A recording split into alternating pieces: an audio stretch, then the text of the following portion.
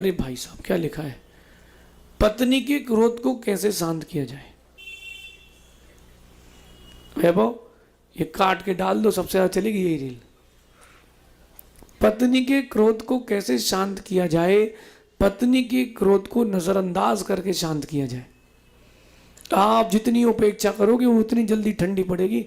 जहां तुमने बार बार पीछे पूछा क्या क्या हो गया, क्या क्या हो गया, और वो एकदम से रानी मुखर्जी से ज्वालामुखी बन जाएगी, चंद्रमुखी से ज्वालामुखी। एक पति ने पत्नी से कुछ बोल दिया, भाई पत्नी तो आउट ऑफ फोकस हो गई, वो तो एकदम बिखर गई।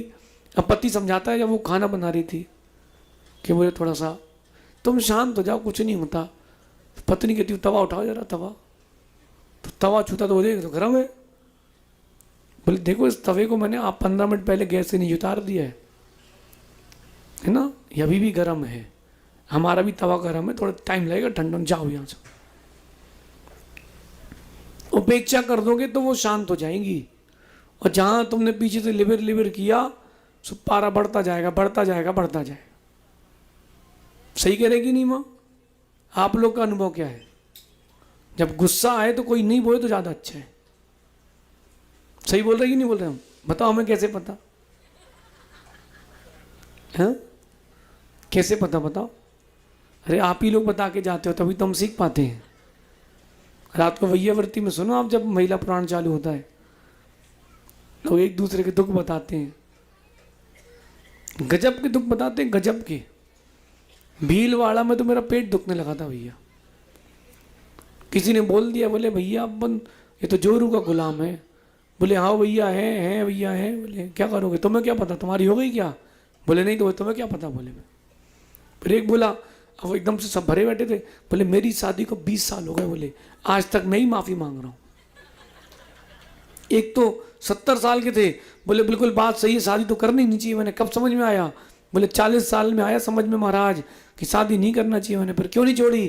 अब बोले अब क्या है, ऐसा लड्डू है, ना उगल पा रहे हैं ना निकल पा रहे हैं। अरे अगर आपको बैठा के कोई पूछेगा तो आपका भी ऐसे ही अनुभव रहेगा, या आपका भी यही अनुभव रहेगा। देखो पत्नी को शांत करना, उपेक्षा। बिल्कुल कुछ मत बोलो, बिल्कुल उपेक्षा कर दो, देखो ही मत, बात ही मत करो। और पति को शांत करने का उपाय बताऊं? बढ़िया टनाटन 1 नंबर भोजन करा दो, पति वहीं खुश।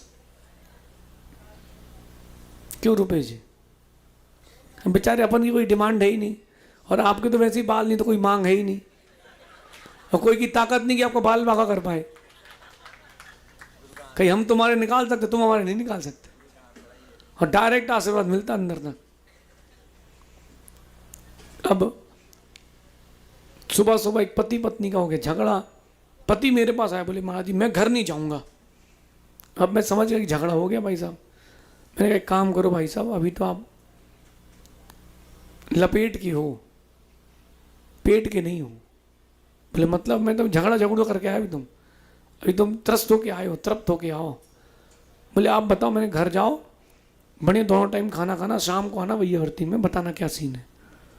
घर गया, भोजन वोजन किया, फिर थोड़ी बहुत झगड़ा हो गया। पति ने बढ़िया शाम को, ठंडी का मौसम था, गरम गरम मंगोड़ी बना दी चटनी के साथ। भैया की आइसक्रीम पिघल गई। लौट के आए, मैंने पूछा क्या भैया कल सुबह संघ प्रवेश?